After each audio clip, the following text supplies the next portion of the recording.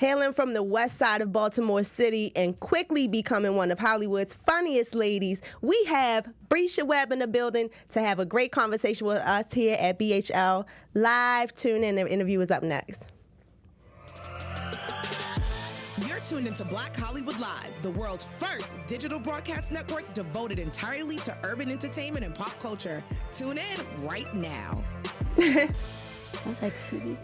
What's up, everybody? I am your girl, Carmen, and today I would like to welcome to the Black Hollywood Live studios for a dope conversation, the one and only Bresha Webb. Hi, Carmen. Hello, baby. How are you? I'm doing well. How are you? I'm great. We from Baltimore. We from Baltimore. It is such an honor to have you in the building. Man, we known each other for years. Yes.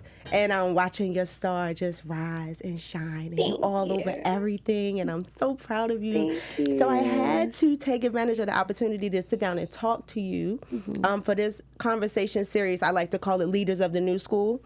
I'm old. No, you're not. You are older. what you think. You are what you think. I'm older than some of the kids. Yep, And me too.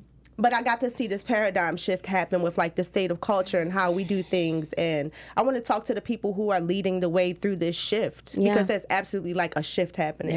There is. So I consider you a leader of that group of people. And I just wanted to talk to you about it. I about like your being whole a journey. leader of the shift. Now you in here fresh off of celebrating the Golden Globes. Yes, that was a lot of fun. A lot of fun. It can be chaotic because, there's a lot that goes into getting ready for any red carpet. Yes. But I successfully made it and did well. So Yes, you did. I had a good time. Good for you. Yeah. I wore this red and black today. Really? 'Cause I'm taking it back to Baltimore. Because you're from the village, right? Yes, I am. This is Emerson from Village. the West Siders. The West Siders. The West Siders. Yes. Yes. I wore this for you today. And I just happened to wear red.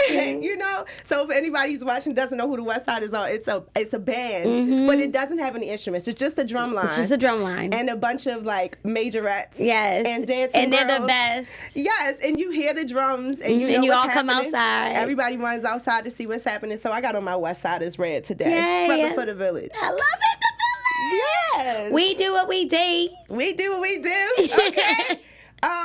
So we both said it. We both from Baltimore. Tell us about what it was like for you growing up in Baltimore. It was a lot of music, a lot of church. Really? Yeah. My dad and my mom, I was raised in the church a lot. So I was always the entertainment. You are? Yes. You were in all the church plays? Yes, a church play. I was always the dancer. Yes. In the white dress. I was with the white leggings, with the white leotard, and that skirt. And the skirt that flies. Yes. Twirling around down the aisles. Yes. So I was always that person. So I was, without really knowing, how that would help me in my career, just being good at everything. Did you know you were going to be an actress? Oh, I came out knowing. I was like, I'm going to be inside of the TV. That's my job, and that's where I belong. I noticed that a lot of people who are really successful with what they do, they say that they knew. Like they know, and they stuck to it. Yeah. Always. I've always said, my dad said when I was 4, he said, you woke up and you were like, I'm going to be an Academy Award winning actor. Yes. And he was like, at 4? And he was like, hey, God put it in your heart. That's what you want to do. Hey. I think that's awesome. It is. And I went to Baltimore School for the Arts and all that. Yeah. So I was going to ask you, so you sing, you act, you dance, you're funny. How did you know which one of those things was going to be your thing? How did you, because it's hard to be multi-talented and focused. Yes. And I'm speaking from experience. Because you can do all of those things too. And it's really, it hasn't come to me as easily, Yeah. But let me know. Well, a lot of people always found me funny. I was always the goofiest person. I wouldn't say class clown because I follow rules, but I'm just naturally just a goofball. In a good way. In a great way. Yeah. I love Adam Sandler and Lucille Ball, and that's my type of humor. So yeah, I've always been attracted to that. Classic. It's very classic, Yes. which is why I love That Girl when I was doing it. But yeah, I with dance, my mom was a classically trained dancer. So, of course, naturally, my physique, she put me in dance classes and I, soaked it up. But I talked too much. I was always cracking jokes. Okay. When it came to do point, I didn't want to break my feet. I didn't like my feet bleeding. I went to Baltimore School for the Arts and I was good at acting, and I didn't want to shut up and listen to it. Choreographer tell me what to do and be posh and all that. Yes. And be so controlled. Be so controlled. And I like being other people and all that. So it was easy to know that acting was definitely my strength. Singing I've always shied away from because... Really? Yes. I mean... But you can sing. I can sing. Yeah, you can sing, for real sing. Thank you. Yeah. You can sing too. But, like in Baltimore, it's just like... Everybody can sing. I know what you mean. I'm so comfortable. My accent is so like, everybody can sing. But, like coming from the church, that's what you're supposed to do. You should lead praise and worship if you be. So that was an added bonus, but it wasn't like, my whole family sings, whatever. Acting was the main thing. I love it.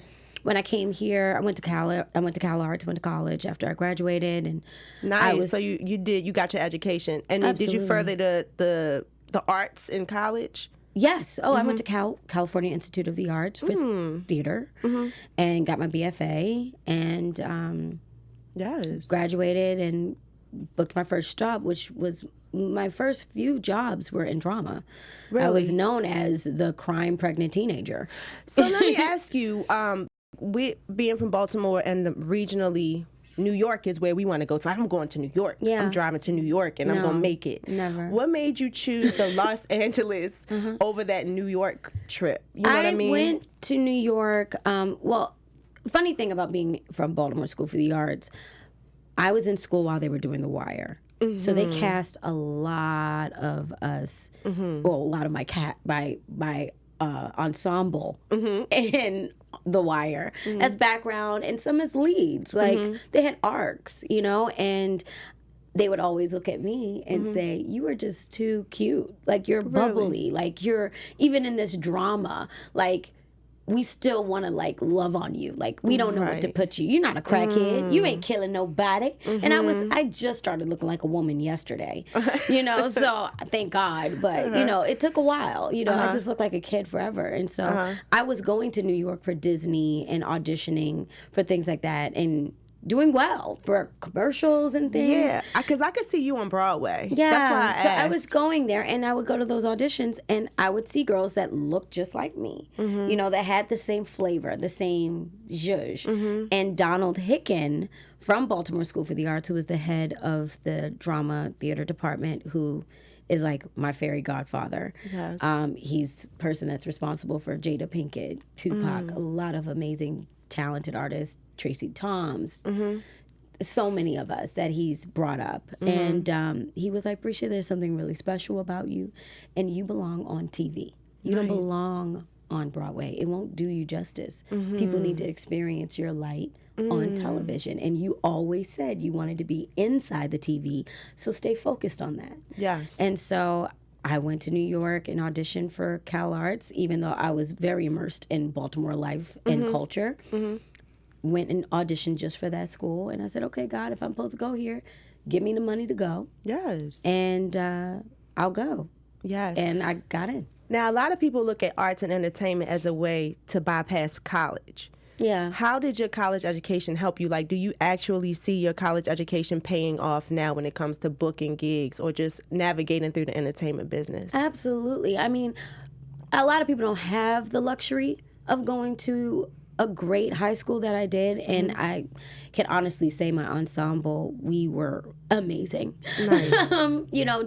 Just with the different cultures, like, being in Baltimore City West Side, you're not seeing a lot of different cultures. You're not having to deal with a lot of different personalities and just a lot of things like that. You can be really green coming straight from Baltimore or from anywhere coming into this industry. Yes. Your accent, how you carry yourself. Baltimore School for the Arts, we did Ibsen, we did Shakespeare. We worked with classically trained actors that were working in the field. Yes. So it allowed me to relax and to really creatively become someone else and have a safe cushion for that. And CalArts even furthered that. I won't give them that much credit because I had so much training when I had arrived. They were like, yeah, shout out to Baltimore School for the Arts. Baltimore School for the Arts is an incredible school, and it grew me as a person and as an artist and gave me the confidence that I needed as a young person to further my career and know that I had something special. Yes. CalArts just furthered that a little bit more and just made me listen to my instincts a lot more. Yeah, I mean, school and education for anything is best. If this is what you really want to do, you have to make it that priority. You have to make it your priority. The reason why I've been in this industry and working consistently for over 10 years, from comedy to drama and doing whatever I want to do, animation, is because I've studied, you know, and because I've been able to play and trust myself. Studying is so important. It's so important. It's so important. Because that's where you can fall and get back up again and be challenged. And, you know, whether it's in a college setting or whether it's in a class, you know, but studying is so important. I get so aggravated when I meet artists that want to be artists and don't dedicate themselves to really learning the craft. I studied. Absolutely. Did you have to sacrifice a lot of that hanging out and things like that in order to pour yourself into your craft? Because a lot of people think they can come to LA. Is LA like a place where you do both? Like, it's more important to come here and study and get prepared than it is to hang out and just be social, or is it equally contributing to you? I mean, you know, I don't know. Most of my friendships and I have the same friends I went to school with. They're still my best friends. You know, we know Jamie. Jamie is my friend. Jamie Foxx is my friend because he met me at work. Yes, he gave you a shout out early in your career on the Jimmy Kimmel show. Yes, because we were working together What's it? on Adrian Crockett's show. But he found me on Love That Girl. Bentley Kyle Evans, shout out to him, who gave me my first shot at doing comedy, who was the creator of Love That Girl and was the creator of Martin, a lot of different shows. Huge. And yeah, he was like, we have somebody special and I want you to meet her. And Jamie came just like, hey, let me check out your studio. Let me see what you're doing. And he saw me doing what I do. And he was like, you're special. And he believed he was the first person that I really admired. Yes. That I could be like, oh my God, and say, you got something special and I want to work with you, and put that into action and challenge me. I auditioned for Avion Crockett. I came in with all of my characters that I had already just been working on in my mind. But he gave me an opportunity to show my stuff. He was like, I'm unique. What other stuff you got in your bag? Because I'm doing this sketch comedy show. So you just got to be ready. And from there, we built a really dope artistic friendship. Yes. So like when you talk about socializing, all of that, it comes from the work. People will fall in love with you because of who you are and your work. You know? I agree. Your heart and all of that. But really, it's artistry. I asked because I feel like now that we have social media, people feel like they can skip steps. Like, I feel like because of clout or associations visually, that people feel like those things should put them ahead of the line, but it's really, really, really the work. You know what I mean? It's just really a part of who you want to be in this business. Do you want to be a face and a booty? Right. Or do you want to be an actor? I came here to not for clout, right? You know, I came absolutely. here to be respected by people that I admire, right? You know, and I would always say, it was like, I wouldn't say I was like, of course you want to be a star, but I remember when I really sat down, I was like, I want to consistently support myself and build a life for myself, doing what I love to do. Yes, creating work, being in projects that inspire me, working with people that inspire me, and you know, support yourself. It's a lot of people that are doing what they love to do that can't support themselves. Now, listen, a lot. Okay, so it's got to be more than just the look. Oh you my have God. to match that work. Listen, looks fade. All of those things can, you know. It just depends on what you came here to do, and then sometimes that shifts. Yeah, and you know. Yeah, speaking of that shift, you didn't start off doing comedy. No. I started off doing a lot of dramas. Yes. And, and that was fine. And, I did like High School Musical movie, American Mall with, Dobra, like singing and dancing, ER. How did you get from ER? Because you were Dr. Laverne St. John on ER. How did you go from that to I'm Unique? I'm Unique was hilarious.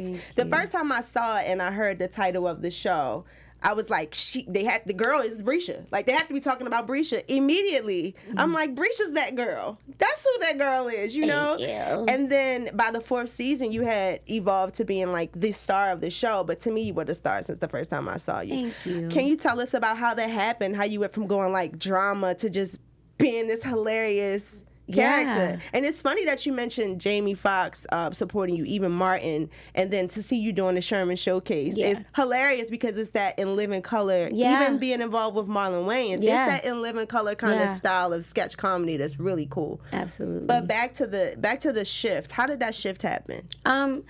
Just a leap of faith, really. Okay. My agents, Michael Green, he just hit me up. And they were just like, this is really weird, but there's this project. I don't know if this interests you, but I'm a funny person. And all on ER, I know the only reason why they kept me there that long, because I was only supposed to do 4 episodes. I ended up staying for 2 seasons. Nice. And so I feel like the only reason they kept me there, because during takes, when they would call cut, I would ham it up. Yes. I would have everybody cracking up. Personality. One of my friends, they would be like, you got to go on SNL. You got to do this. I was like, I don't know what to do with that. So when Love That Girl came into my lap, I was like, I'll go in for an audition. I read the breakdown, and I love a costume. Them costumes were fierce, honey. So I was like, I get to go in and change the narrative of who they think this person is. Because they wanted a Shanae. They wanted somebody that was not cute. They wanted somebody to be like, like Shanae. Right. And so I was, they told me, it was like Tiana. And I was like, that's Tatiana Ali's role. Come on. And, Nefertiti, all the other roles. And I was like, no, I want to go in for I'm Unique. Yes. Trust me. And so I just went in there and killed it, put my little outfit together, which was not asked.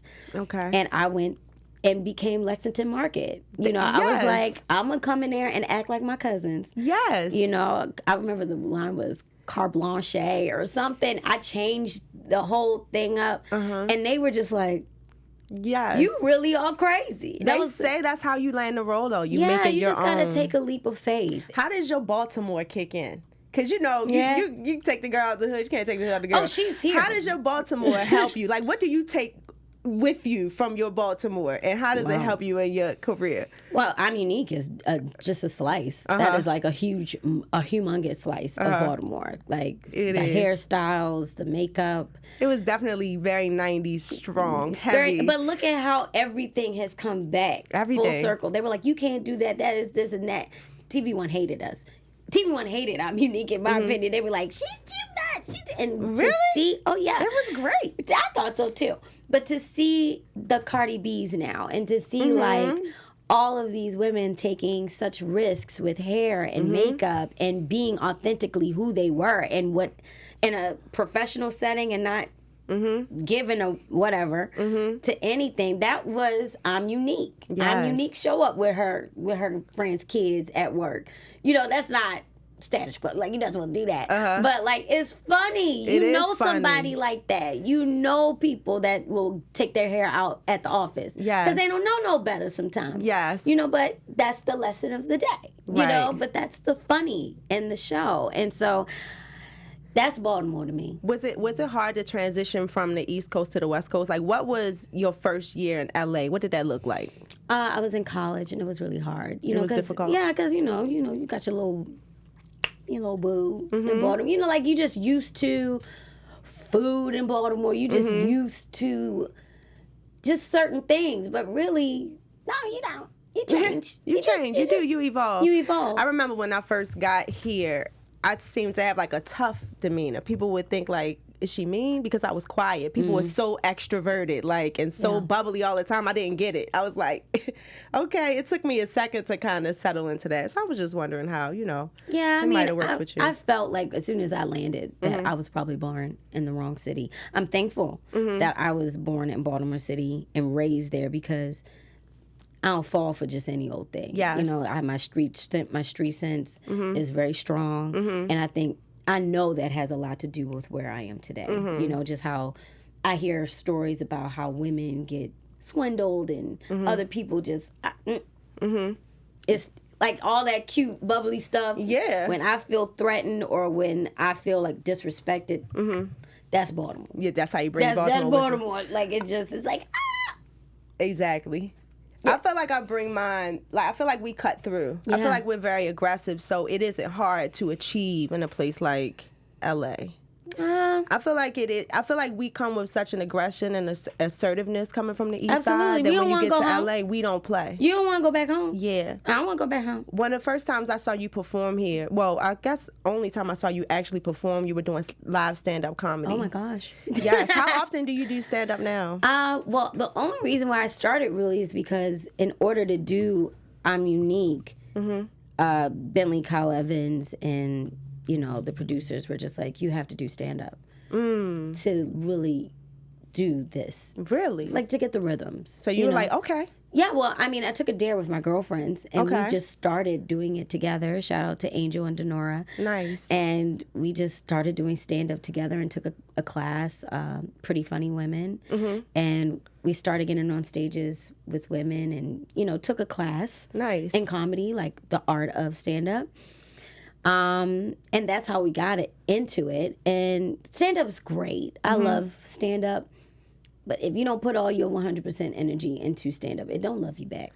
Wow. So it's a lot. A lot of work has to be put into stand-up. But I also, from there, because I am more so of a performer, I love doing my one-woman show. Nice. Where I get to do my characters. Yes. That's where my song "Think from Your Heart" came from. Yes, "Think from Your Heart." We need to talk about that. Yes. So because I'm more of a Tracy Ullman, Whoopi Goldberg, Ooh, love Whoopi. Yeah, like those one-woman shows that I used to watch, Bette Midler, I'm forgetting my favorite with the Winks, but watching those women do shows, it wasn't stand-up, it was an experience. You got to see the story arc of their lives and whatever story that they were telling with music and with comedy and with takes flair. You on a journey. Yes. And so that's what my one-woman show is. This my show, and it's pretty much coming from Baltimore and my family, being raised in the church, and how I got to LA and where I'm at now, being single and living my life. How is dating at this phase of your life? Sucks. Does it? It does. I mean, to be honest, because a lot of women in this industry find it a little difficult because you never know who's really in it for you. Because I was at the Golden Globe party last night. Right. And people that you're around. Right. And I'm very, very protective of myself. And so it is pretty hard dating once you're building. Because you just don't know who wants you for what. Yeah, and also in LA, we're in a town full of dreamers and builders. Yes. And so it's, this isn't a place to get married. Yeah, to focus on themselves. Yeah, yeah, like this is where we work. And so, it's not the easiest, but I allow it. What it is. Right, you allow it. I like that. I allow it. Yeah, may the best man win, really, because I love me. That's what's up. Yes, I think you're gonna find you a great man. I do too. You are. A great man gonna find you. Back to comedy. Comedy is a very, very sensitive subject right now, especially stand up. Yeah. It's almost like, okay, me growing up, I loved Def Comedy Jam. I loved what was the one that came on BET? Comic View. I loved all of those shows. And to me, comedy was always about roasting.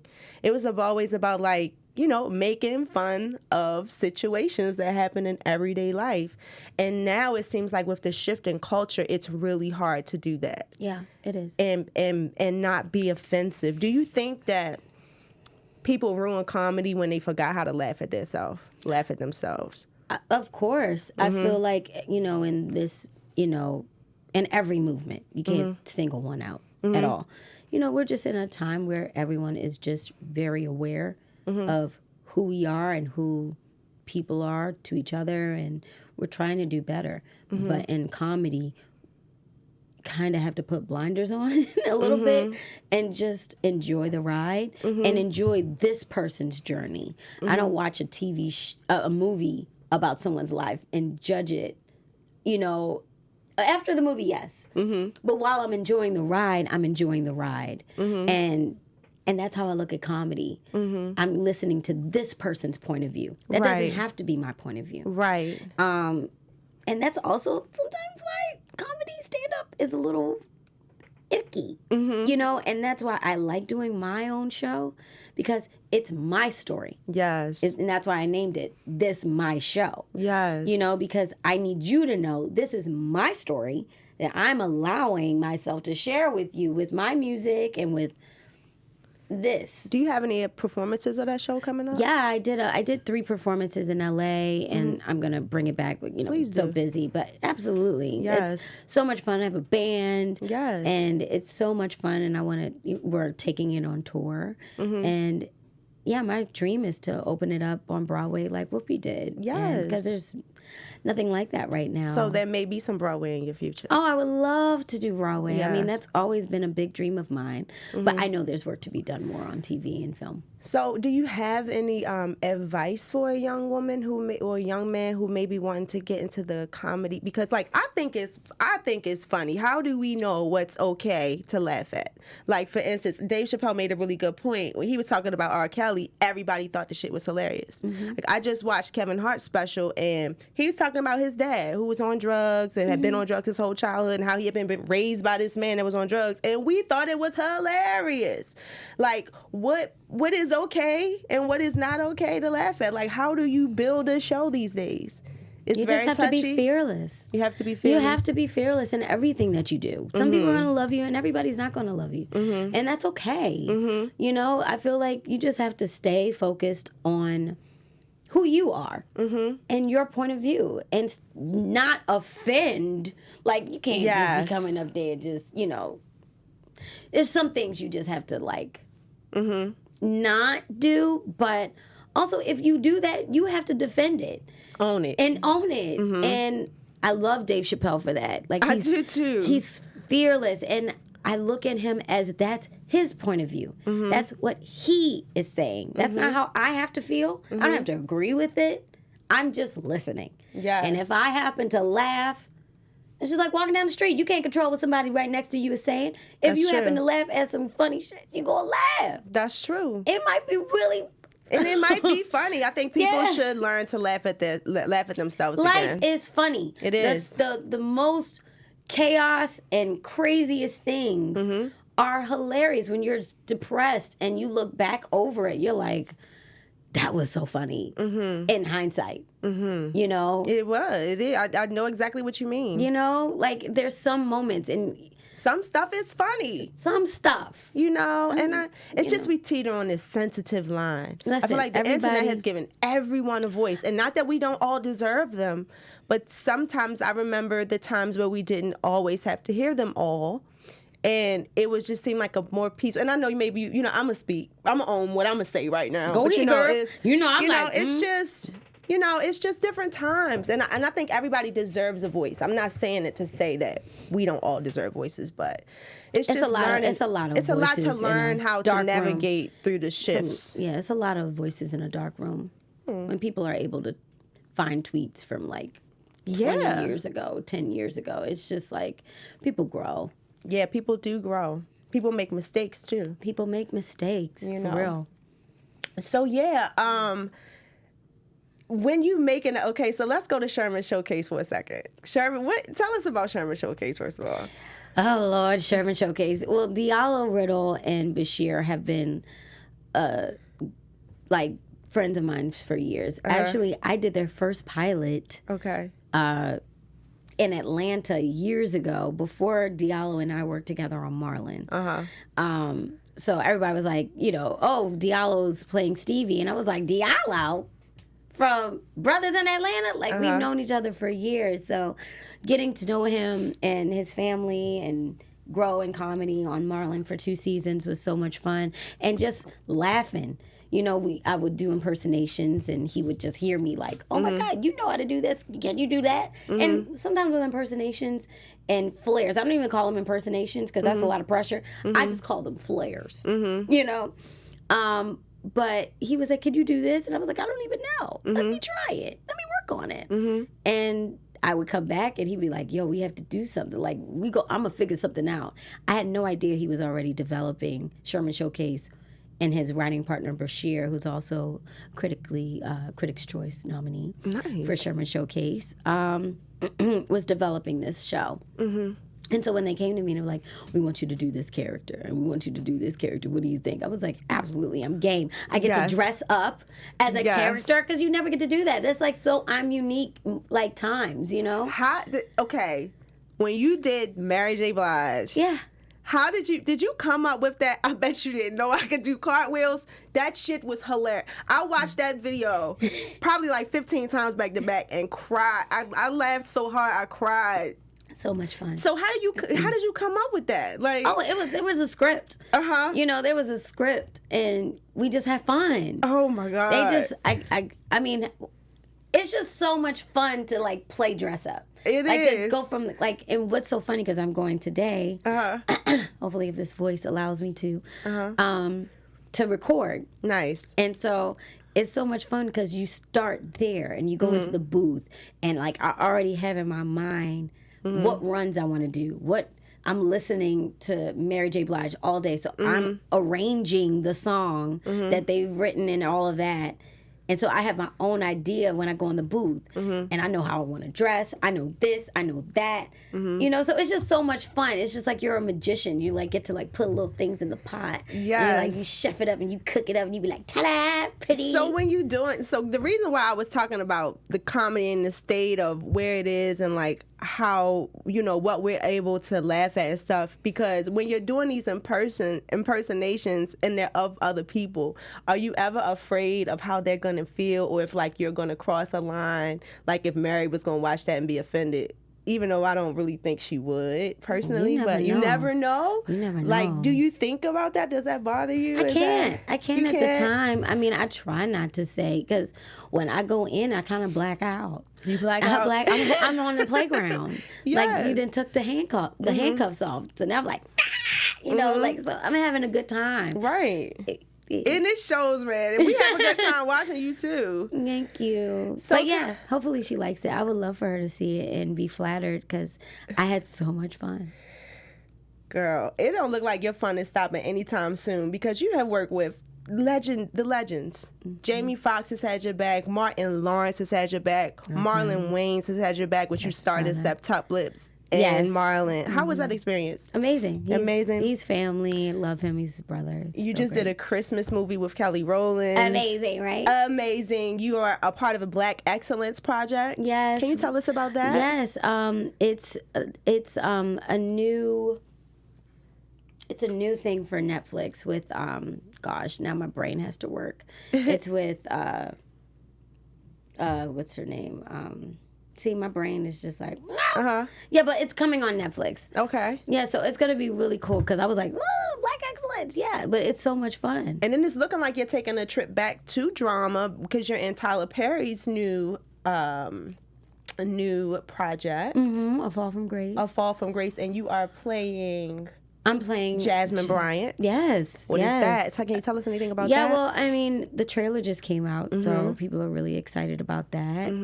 Yeah, we're going to try to play the trailer at the close of the show, too, for sure. Oh, that's nice. I play a lawyer. Okay. And Crystal Fox plays Grace, who has been accused of a murder. And she's been swindled, and, she's fallen in love with this younger man, and... she gets fed up, and it looks like she has killed her husband. Wow. And I, as her lawyer, find something a little I just find that there's evidence that might prove that she's not guilty. And you need to find out. And I need to find out those answers. I can't wait to see. So it's great. We have the icon, legend, Cicely Tyson. Yes. Rashad is in it. What was it like working with the TV mom of all TV moms, Felicia First of all, Rashad? It's TV mom, but for me, it's Broadway legend. Yes, right. Okay. Let me not disrespect this woman's title, but she is the ultimate to me. Legendary. It was a master class for Crystal. I mean, working just alongside Crystal as well. We did it in 5 days, which is like, what? Yes, we did a feature in 5 days. And so, and when I asked, Tyler, how did you know I was capable of it?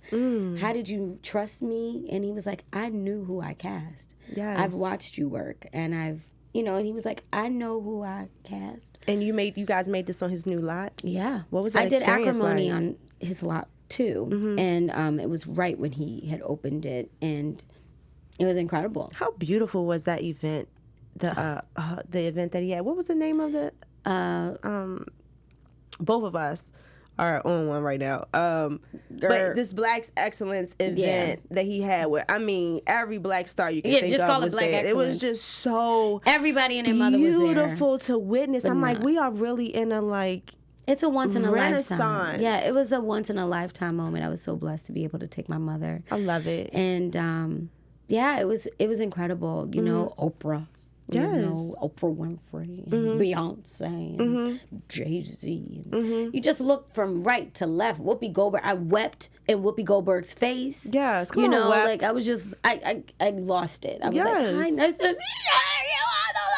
you. Yes. Because it's just, these are icons. These are, you have to bow down to what Tyler Perry has done in his career and what he's been able to build. You build it and they will come, and that is what happened. And to see him honor icons, not our icons, icons. Denzel Washington, right. Not everyone. Just our icons. Yes, icons. Halle Berry. Yes. It was gorgeous with fireworks. Yes. And, a champagne knocked on the wall. It was just incredible. And then for him to give all of his cast members that were on OWN, series regulars on OWN, he gave them a star. Amazing. It was an amazing moment. Everybody was crying. Everybody just felt honored to be in that space. I bet. And to honor him and to celebrate with him. Yes. I'm like, do people really understand the weight of what this man just did? His studio it's just like he's is Disney now. Yeah. And it will live on for a very, very long time. And will create work for artists. It's huge. For a lifetime. So I commend. I'm so honored to be able to work with him, to call him friend. Yes. And I'm so excited for people to see this film and for people to see me in another light. Because even though people, I was doing guest stars back in the day when I was doing my dramatic work and everything. So I'm excited for people to see me in this light. Yes. And, I'm excited to see where else my career can go. Like, I would love to play Eartha Kitt or Diana Ross. Yes. Do you have a dream role that you have? That's it. Diana Ross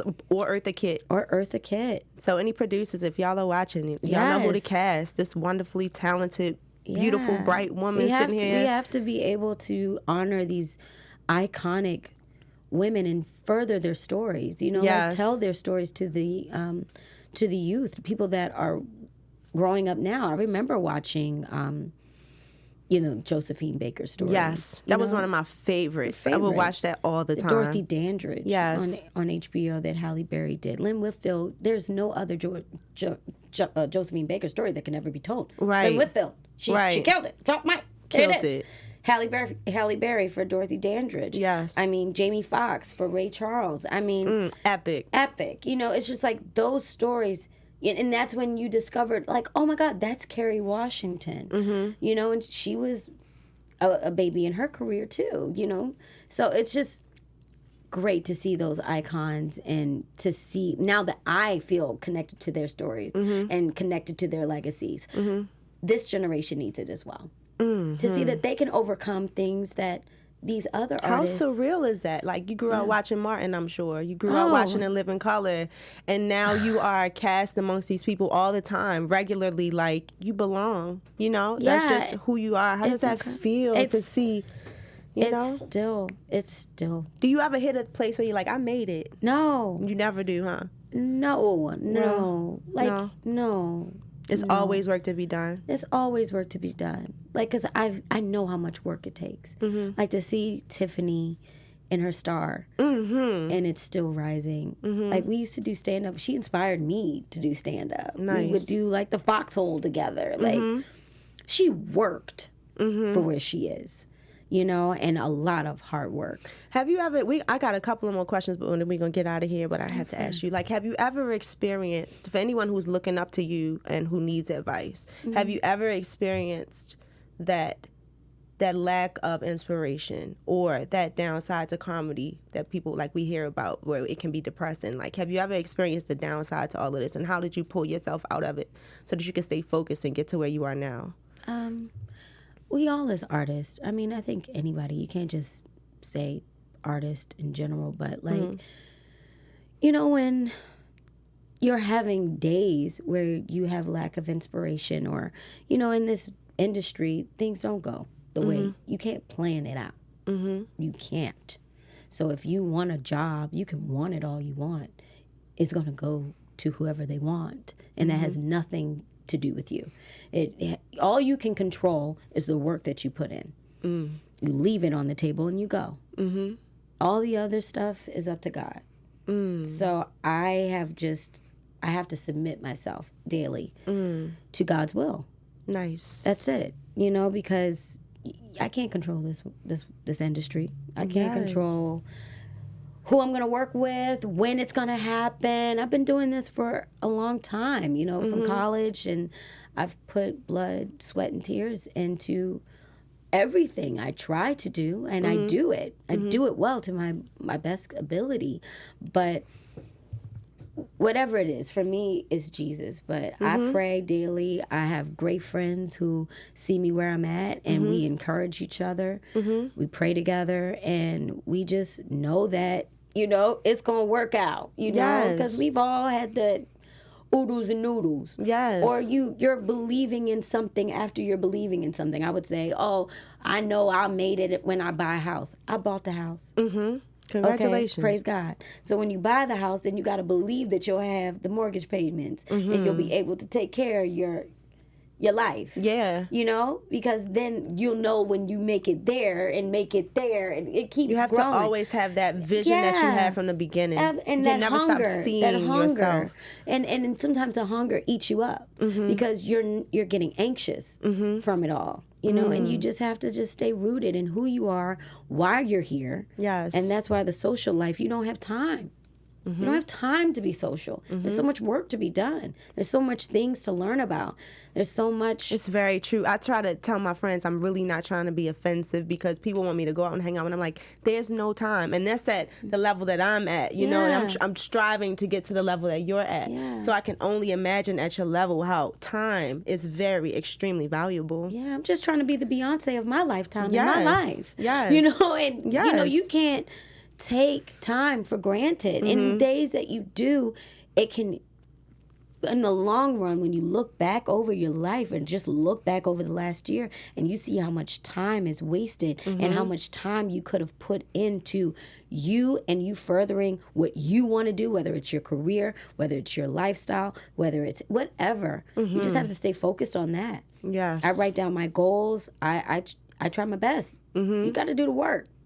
You know, and sometimes for people it comes easy, but in that downtime, and, you know, in comedy, and, you know, and I can't say for every comic that it's like that, but it does get overwhelming because you have all of these standards. You have to be funny. You know, people came to laugh at you, and some days you don't feel funny. Right. Today I did not feel funny. Today I was like, I'm not in a good place, but I have to believe in myself and believe that I have a reason and a purpose for everything that I do. Yes. And sometimes when I go on stage and I'm not funny, that's when I'm the most funniest. Or that's when I have the biggest breakthrough. You know, or I go to that audition and I'm prepared, but I'm not that's when I can actually grow. Wow. You know, because I'm breaking through something. It's like what you want to do and what you have to do and where you're at. Exactly. A lot of times when you think you have it in the bag, you just go in there and you just know. But when you're in a state of flux where you have to figure it out quickly, it's still space there for you to do something unexpected or like stretch your mind beyond what you thought was right. Yes. And I think that's why it works in those moments. Yes. Oh, well, thank you. Listen, you left us on that was a word. Come on. Faith is a huge ingredient in this and entire what you think formula. and what you say out of your mouth is so important. Because if you don't believe in yourself as what you want to be now, or what you want to be then, or where you're going, you'll never be that. Exactly. I always said I was going to be a star. Yes. I remember, and this is the last thing I'll say, you have to manifest. And I learned that, I get reminded of that every single time. And Tiffany lives by that, Tiffany Haddish. But I didn't realize how much, to go from Baltimore, and you know this, it can make me cry, to go from Baltimore and not see light. You know what I mean? Listen. You know? And I would put pictures of people I wanted to be like. And I would pray to those women every night. I was manifesting the greatness that I didn't see in myself. So I say people that don't you understand what it's like to coming from Baltimore. We don't get the vast openness. Like, we see buildings. We see abandoned blocks. Yes. We see people strung out on drugs. Yes. We see cops on every corner. Yes. We Blue see lights. police lights flashing on every corner. Stadium lights set up flashing in children's windows. You have to be in school in the morning. Like, we get that coming from Baltimore. So come to a place where you can wake up and climb a mountain in the morning. Yes. And go about your day and live out your dreams and just look and see open land. People don't even understand how restricting the hood is set up to be. It's so true. So I definitely understand what you're saying. Yeah. To come here and open your mind. So and you to don't receive. have time. Yeah. You don't have time because you're inspiring somebody. Yes, right now. That's in that place. Yes. To be like you. Well, I just want to tell you and commend you that you have done a wonderful job at that. Oh, thank you. Wonderful. Thank you. Wonderful. I remember the first time I saw you when I came to LA, you were at the Ha Ha, and I'm like, I had no idea that this girl was funny like this. Like, she's doing stand-up, and then she's singing, and then I see you on television, and now you're in movies, and you're putting out your own music, and you're all over everything, and it's such an inspiration for people from where I'm from to be attached or to be able to talk that we know a girl who's doing that, because it doesn't happen where we're from. It doesn't. That often. It happens. It happens. But congratulations. Thank you. For overcoming that hump, for seeing past those gray streets and that concrete jungle and arriving in the place that you are in. If you never did another thing ever again, you have done enough to inspire a whole bunch of people. But there's a lot more coming. But there is so much more coming. Yes. Thank you so much for opening your heart. Of course. Thank you so much for being a leader of the new school and sharing your journey for the people who are looking up to you like me. Yes. And like everybody watching this. She was doing my nails back in the day. Yes, okay. Back in the day, I came to your house. Doing nails, you know, and I didn't in dreamt my way out the mud. And it hasn't been, you know, I've done a lot of different things. It hasn't been Music, super easy for everything. me either. But, you know, here I am. Yeah. You know? But everybody's journey is like you know, that. so Everybody's. here we are. Thank you so much. Yes, thank you so much. Let the people know where they can find you before we get out of here. You know, just Bresha Webb everywhere. Bresha. January 17th, we have to watch Fall from Grace on Netflix. Anything And, else coming up?